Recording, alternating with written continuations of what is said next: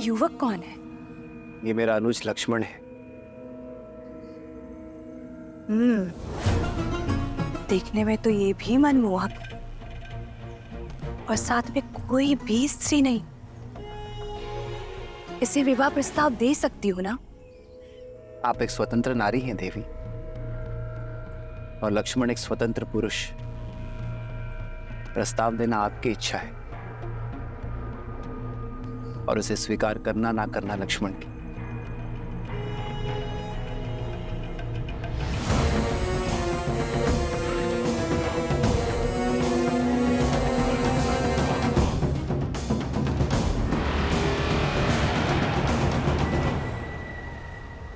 वीर पुरुष, संयोग देखो, एक सुंदर स्त्री की भेंट एक रूपवान पुरुष से हो रही है, और दोनों ही इस वन में अकेले हैं। मेरे पति अब इस दुनिया में नहीं रहे।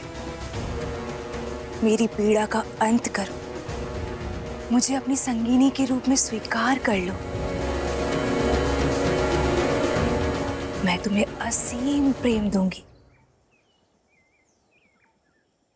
विचित्र प्रेम है आपका देवी। अभी कुछ ही क्षणों पूर्व आप मेरे बड़े भैया पर मोहित हो रही थी, और अब मेरे पास चली आई। तुम्हारा भाई मूर्ख है, किंतु तुम्हारे मुख पर ही दिखाई देता है कि तुम वास्तविकता को समझते हो। वास्तविकता से तो कदाचित आप अनभिज्ञ हैं देवी। आप महाबली लंकेश की बहन हैं, राजकुमारी हैं, और मैं तो अपने भैया का एक तुच्छ सा दास मात्र हूं। अब मेरी संगिनी बनने का अर्थ होगा कि मेरे भैया और भाभी की दिन रात सेवा करना। अब आप जैसी सुंदर राजकुमारी ऐसा करेंगी, ये तो होगा नहीं, और आपको ऐसा करते देख मैं पाऊंगा नहीं। इसलिए यदि आज्ञा लेनी है तो स्वामी से लीजिए, दास से नहीं।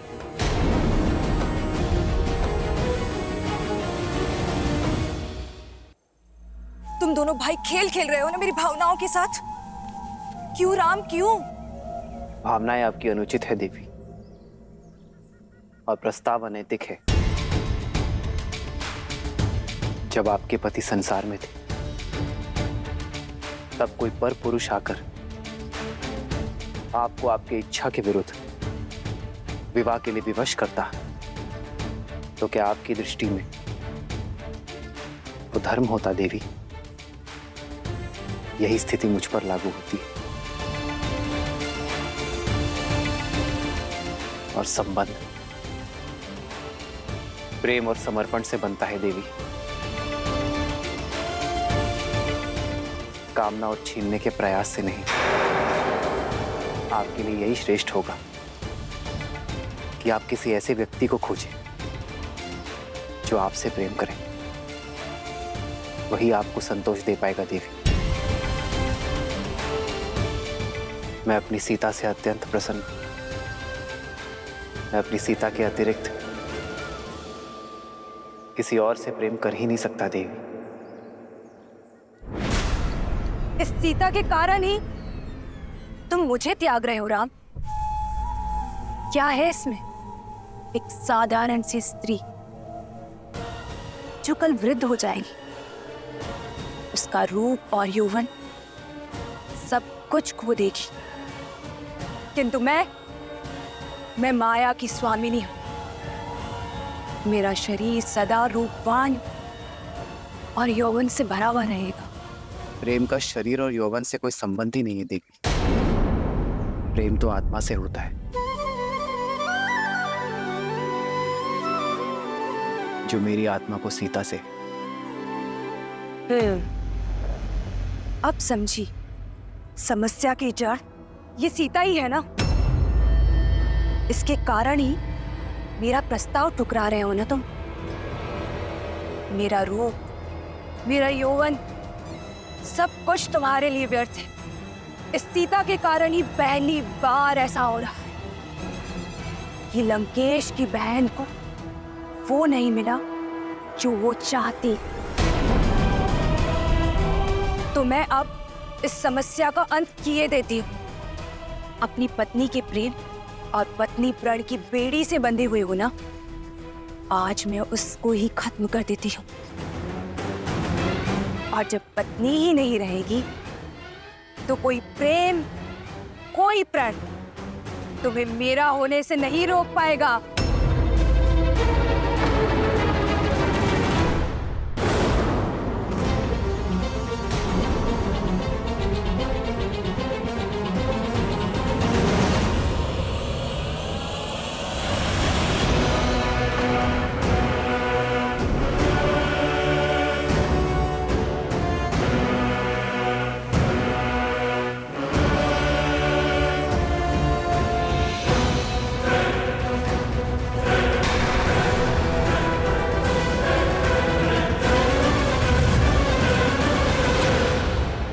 दुष्ट राक्षस है सीते। नहीं भैया लक्ष्मण, स्त्रीवध का महापाप मत लीजिए।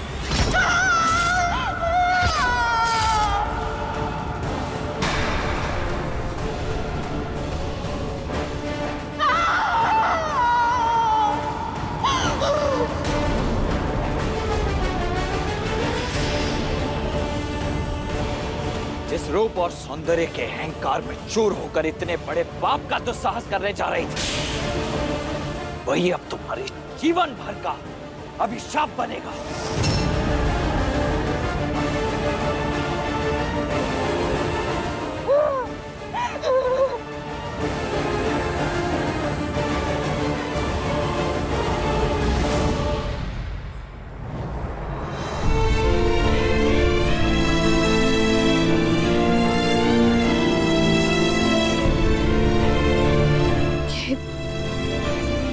ये उचित नहीं हुआ है। एक स्त्री के सम्मान पर प्रहार हुआ है। इसका मूल्य हमें चुकाना ही होगा। अर्कवध से पूर्व गुरु विश्वामित्र ने भी कहा था, स्त्री हो या पुरुष, जो कोई भी धर्म की सीमा लांघ दूसरे के कष्ट का कारण बने, उसे दंड तो अवश्य मिलना ही चाहिए। सीता, लक्ष्मण ने जो कुछ भी किया तुम्हारे प्राण बचाने के लिए किया। शूर्पणखा को उसके कर्मों का फल मिला। जब मनुष्य अपने रूप और शक्ति के कारण अनुचित कार्य करता है, अधर्म करता है या औरों को अधर्म करने को प्रेरित करता है, तो उसे उसका दंड अवश्य मिलता है। सीता, जिस रूप और पद के गर्व के कारण शूर्पणखा ने यह पाप किया, उसका छिन जाना ही उसका फल है। सीता, परंतु उस पर जब प्रहार हुआ, हमारा कर्म था रे। अपने कर्मों से तो हम विमुख हो ही नहीं सकते सीते। उसका फल तो अवश्य मिलेगा, किंतु उसका सामना हम एक साथ करेंगे।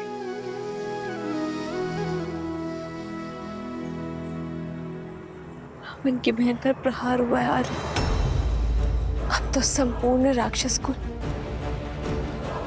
हमसे प्रतिशोध लेने निकलेगा। जिस प्रकार जीवन की हर परिस्थिति का हमने साथ मिलकर सामना किया है,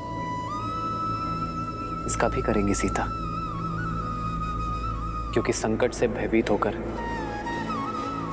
धर्म के पथ को छोड़ देना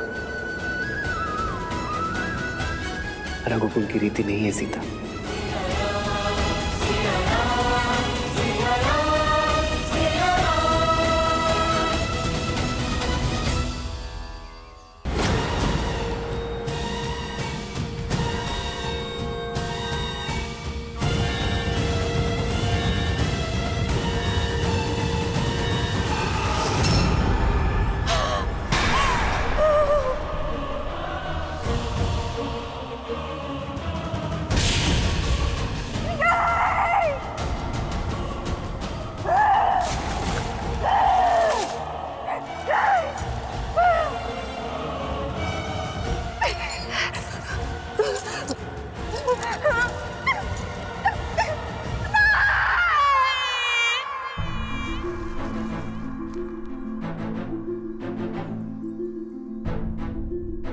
राक्षस प्रजाति हमसे प्रतिशोध लेने अवश्य आएगी लक्ष्मण।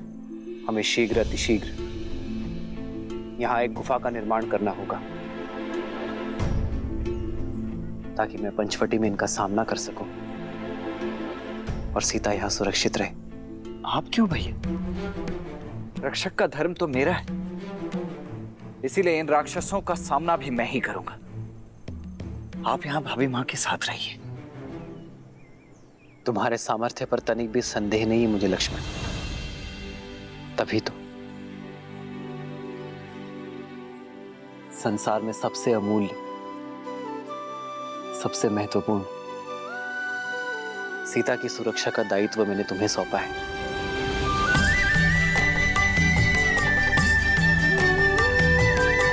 जी भैया।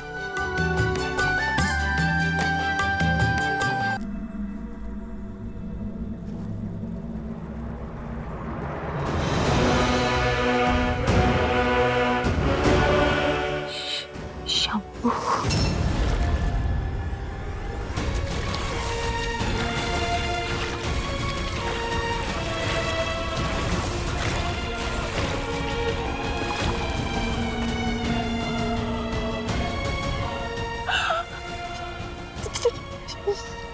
शंभू,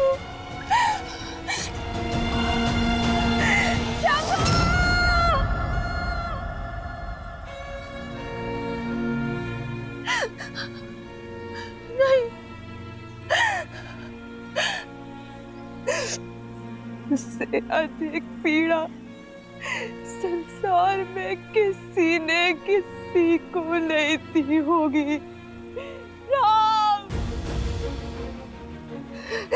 जो तुमने और तुम्हारे भाई ने मुझे दिए उस जनक नंदिनी सीता के कारण। एक स्त्री के लिए उसका रूप और मान, और एक माता के लिए अपने संतान के प्राण संसार में सबसे अधिक प्रिय होते हैं।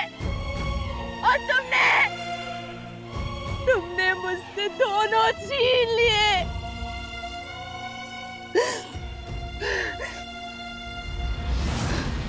नहीं छोड़ूंगी,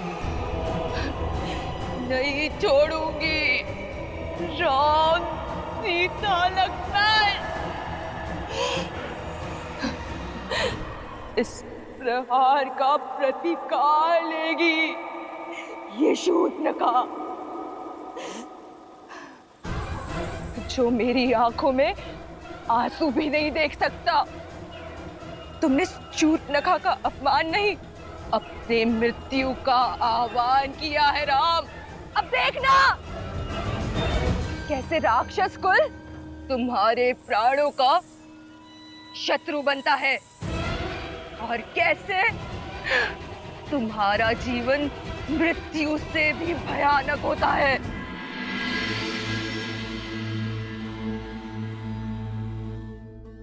ये कैसा विरोधाभास है महादेव? एक और श्री राम शापित अहिल्या का उद्धार करते हैं, राक्षसी ताड़का को माँ कहकर पुकारते हैं, और वहीं दूसरी ओर शूर्पणखा के साथ इस घटना का समर्थन भी करते हैं। उसे क्षमा क्यों नहीं किया दीन दयालु श्री राम ने? क्योंकि कुछ अपराध ऐसे होते हैं देवी जिनके लिए क्षमा नहीं, सीख देना आवश्यक होता है। आपको धूम्रलोचन तो स्मरण होगा, वो असुर जिसने स्वयं आपके समक्ष भी ऐसा ही कुप्रस्ताव रखा था। आपने उसे एक फूंक मारकर भस्म कर दिया था। रक्त बीज जिसके रक्त की एक बूंद भी आपसे छूटने ना पाई थी, क्योंकि प्रहार तब भी एक स्त्री के सम्मान पर हुआ था, पति और पत्नी के पवित्र संबंध पर हुआ था। और श्री राम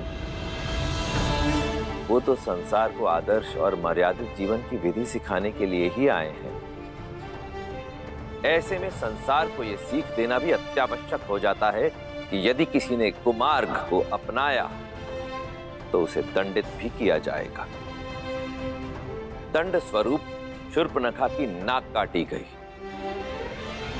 उसके रूप के अभिमान को मिटाने के लिए उसके कानों को भंग किया गया, क्योंकि श्री राम द्वारा बार बार धर्म की बात समझाने पर भी वो उसे अनसुना कर रही थी। आप स्वयं विचार कीजिए देवी, शूर्पणखा को उसकी वासना और कामुकता की भावनाओं ने इस सीमा तक ग्रसित कर दिया कि वो ये भूल ही गई कि वो वहां अपने पुत्र को ढूंढने गई है। और जब किसी व्यक्ति की वासना उसे उसके उद्देश्य से भटकाकर कुमार्ग की ओर अग्रसर कर दे, किसी अन्य के पवित्र संबंध को मलिन करने की प्रेरणा दे, तो उसका यही परिणाम होता है।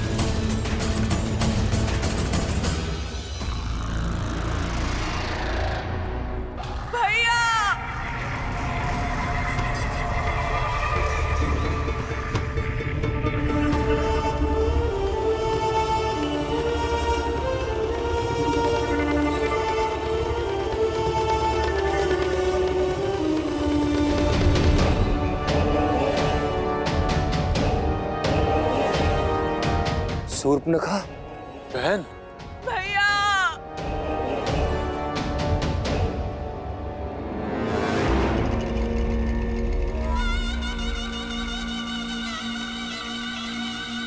बहन, ये कैसे? किसने किया ये दुस्साहस? भैया, लक्ष्मण ने, राम के भाई लक्ष्मण ने किया ये।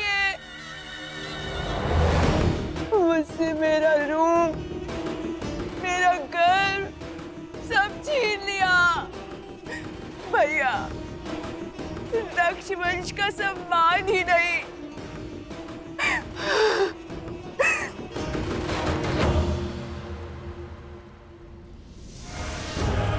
मेरे पुत्र के प्राण भी ले लिए। भैया शंभू,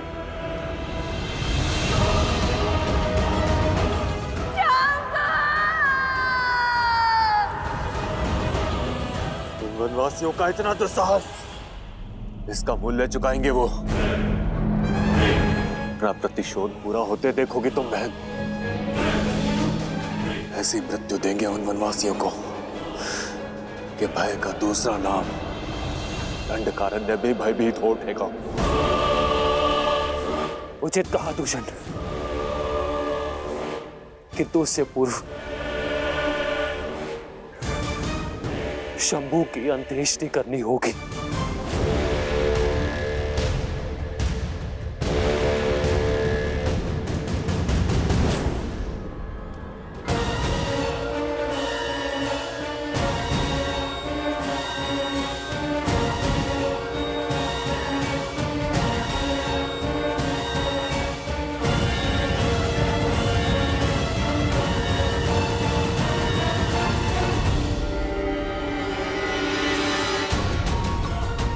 दूषण, अभी के अभी इसी क्षण हमारी पूरी सेना को सज्ज करो। पूरे 14,000 राक्षस सैनिकों के साथ पंचवटी की ओर कूच करेंगे। बहन के अपमान की अग्नि अब शत्रु के रक्त से बुझेगी। किंतु भैया, न राम साधारण है और ना ही उसके अस्त्र। भला हमारे रक्ष सैनिक उन शत्रुओं के सामने कैसे टिक पाएंगे भैया? यदि उनके पास दिव्य अस्त्र है तो हमारे पास भी 6 अति बलशाली वीर राक्षस सेनापति हैं। दूषण और महाकपाला के साथ 4 और शूरवीर, जिनमें बल और बुद्धि दोनों का अद्भुत संगम है। और उनमें पहला है 3 सिरों का स्वामी, अपनी भुजाओं में संपूर्ण सेना का बल रखने वाला असुर सेनापति त्रिशिरा।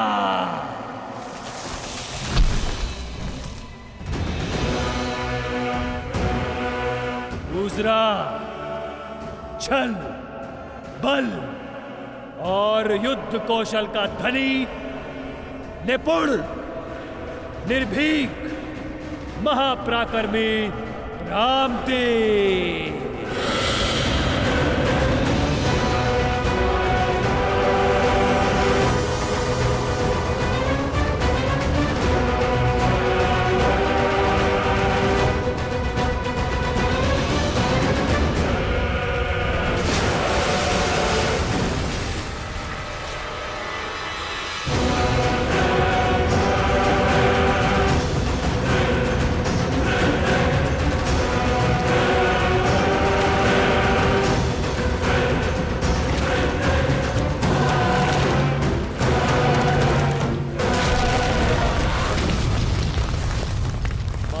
शक्तिशाली, आतंक का पर्याय, बल की पराकाष्ठा, जिसके आगे न देव टिक सकते हैं न दानव, महाबली अरिष्टा।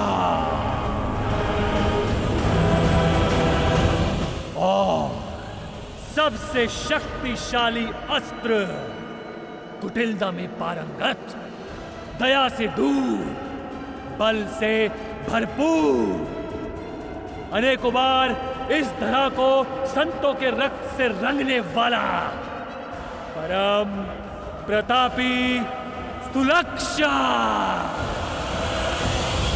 जिनके वार से देवता भी नहीं बच सकते, उनके प्रहार से वो तुच्छ मानव कैसे बचेंगे? मनुष्य शरीर 5 तत्वों से बना है और हमारे 6 वीर सेनापति राम और लक्ष्मण का हर अंग भंग कर देंगे, आत्मा तक को नष्ट कर देंगे उनकी।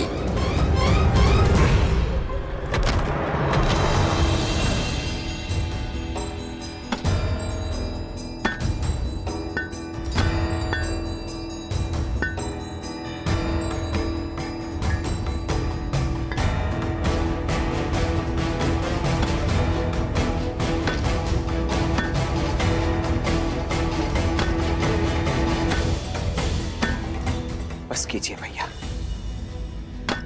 अब तनिक विश्राम भी कर लीजिए। शेष कार्य मैं स्वयं ही कर लूंगा अकेले। विश्राम से अधिक महत्वपूर्ण है लक्ष्मण, हमारे पास समय शेष नहीं है। दिन ढलने के पूर्व इस गुफा का निर्माण करना होगा। जितना मैं उस रूप को समझा, वो रात्रि में ही प्रहार करेंगे।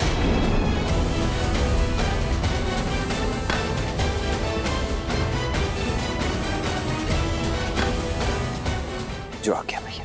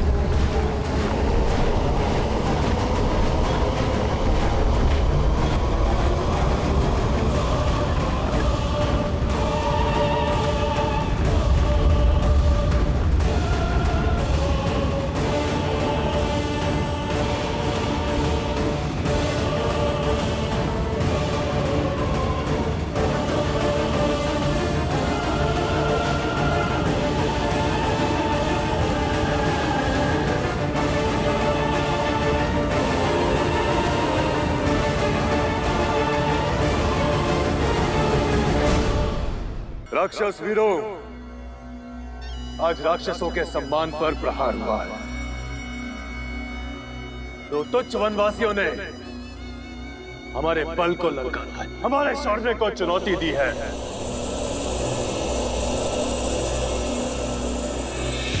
परंतु आज हम ये सिद्ध कर देंगे कि क्यों धरा से लेके आकाश तक राक्षसों के आतंक से कांपते हैं, क्यों सदा त्रिदेव हमारी ही चिंता में मग्न रहते हैं। हम राक्षस कहलाते हैं। राक्षस, राक्षस।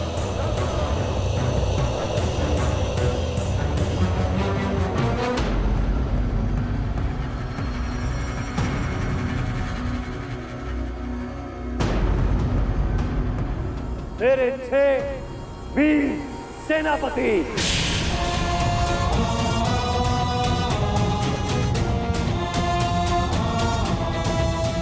अपनी अपनी सैन्य टुकड़ी के साथ आज रात यहां से प्रस्थान करेंगे। हम राम और लक्ष्मण का संहार कर वापस लौटेंगे।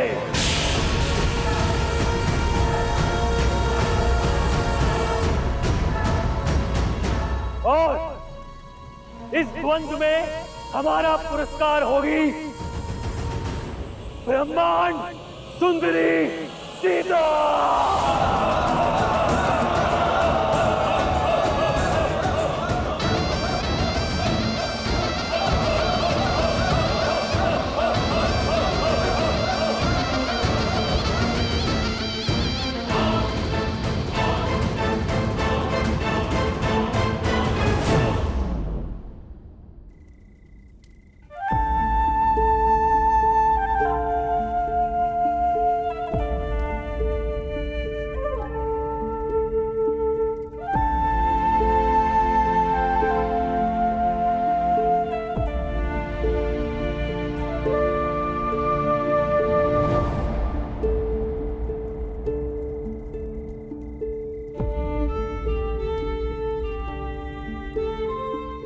रात्रि होने को है सीते। तुम लक्ष्मण द्वारा सुरक्षित इस गुफा में ही रहना। मैं पंचवटी में आने वाले संकट की राह देखूंगा।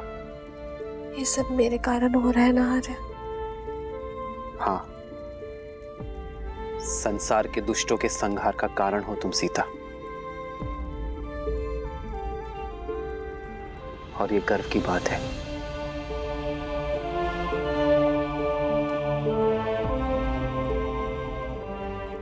हम मुस्कुरा भी दो सीता। मेरी सीता के सुंदर मुख पर चिंता का भाव शोभा नहीं देता।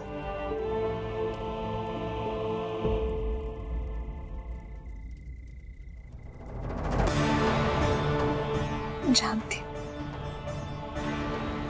विजय धर्म की ही होगी, मेरे श्री राम की ही होगी। भाभी माँ की आप तनिक भी चिंता मत कीजिए भैया। मैं उनकी रक्षा उसी प्रकार करूंगा जिस प्रकार पलकें आंखों की करती है। जानता हूं लक्ष्मण, तभी तो अपनी प्राण प्रिय सीता की सुरक्षा का उत्तरदायित्व मैं अपने वीर भाई के कंधे पर सौंप कर जा रहा हूं।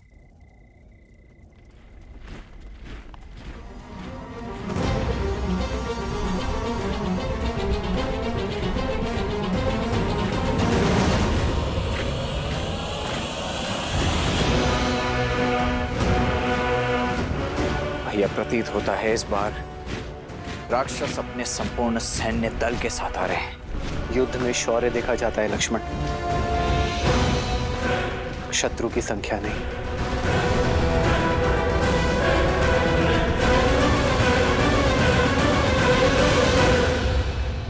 आर्य,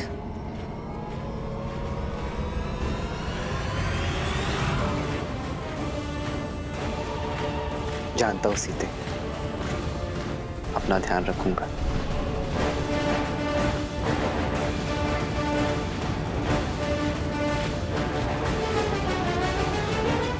लक्ष्मण। जी भैया।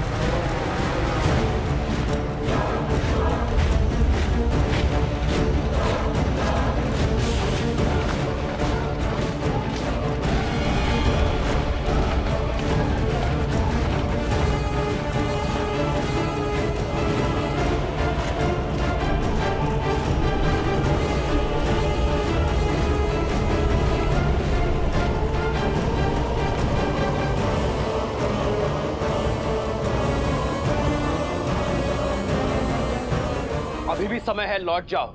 इस पावन पंचवटी को तुम्हारे रक्त से रंगना नहीं चाहता मैं। सत्य कहा।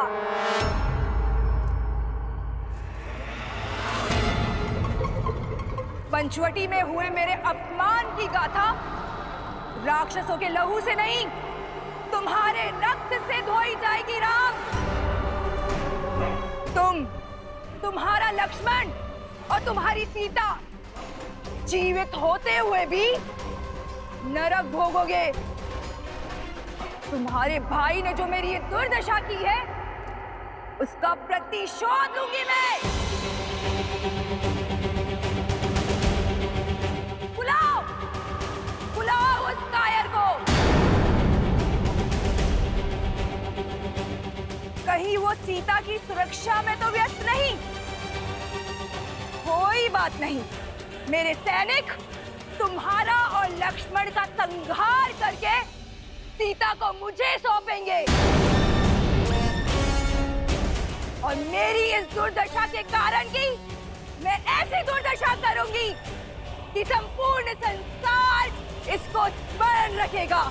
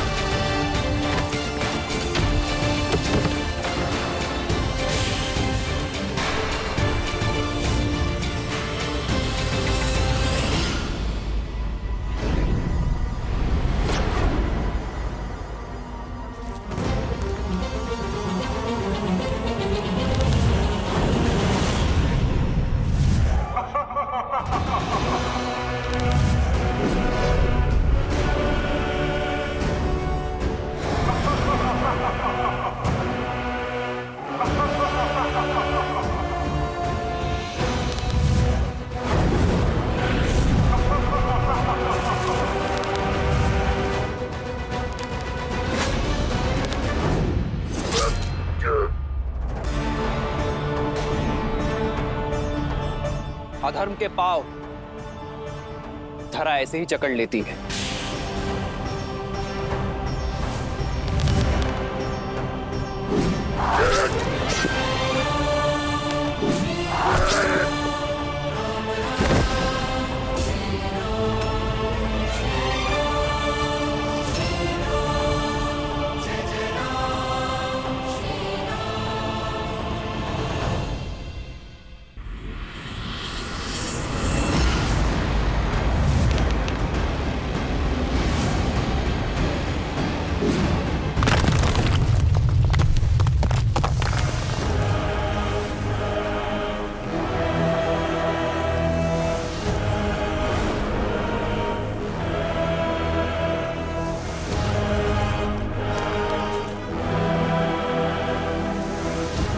परमपति के नाशक, अब तेरा नाश मेरे हाथों होगा।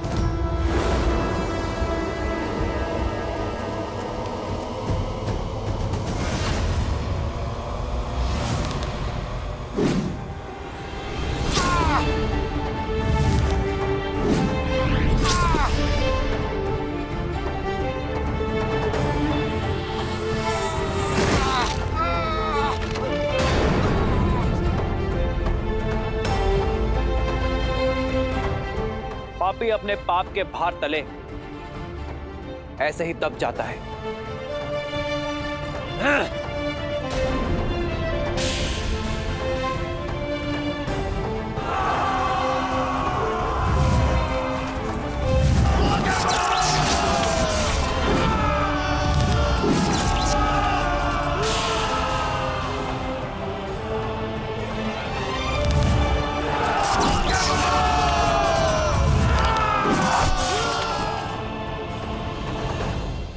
विशिरा, अब बल का नहीं बुद्धि का प्रयोग करो। अपनी शक्तियां लगाकर पता करो कि इस राम ने उस सीता को कहां छुपा के रखा है।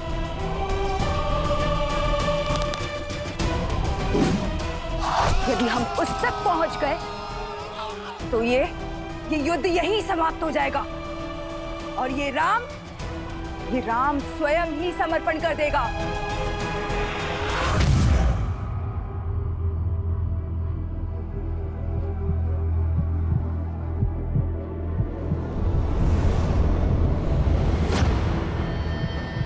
हे माता, आर्या की रक्षा करना।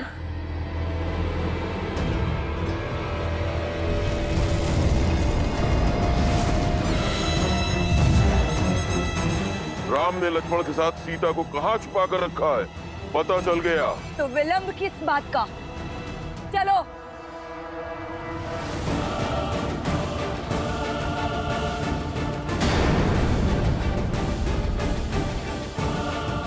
ये तो गुफा की ओर जा रहे हैं। इन्हें सीता तक पहुंचने से रोकना होगा।